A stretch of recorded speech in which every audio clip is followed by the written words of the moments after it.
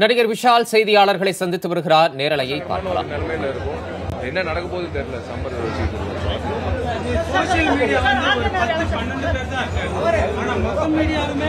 மொத்த மீடியா தான்.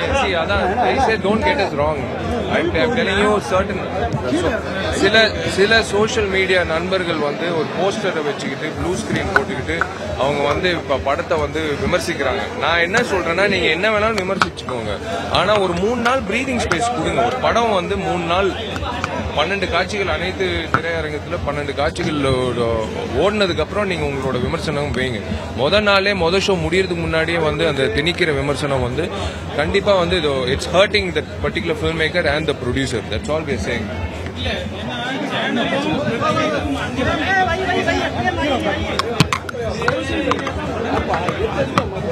அதுதான் social media we need to regulate சில விஷயங்கள். இந்த ரிவ்யூ சம்பந்தமா டெஃபினெட்லி கூடி சீக்கிரம் அந்த பாடி எல்லாரும் சேர்ந்து ஒரு முடிவு எடுத்து we will announce.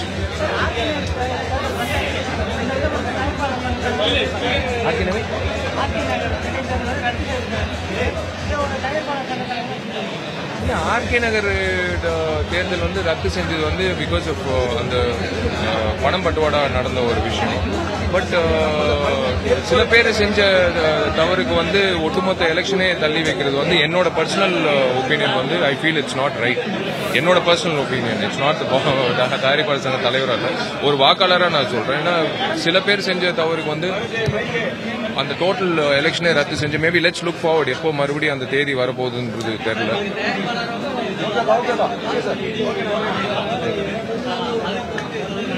அதான் வெட்னஸ்டே ஃபாரன்சிக் அனாலிசிஸ் அனுப்பப்பட்டு அந்த எந்த இடத்துல இருந்து எடுக்கப்பட்டதுன்றது தெரிய வந்துடும்.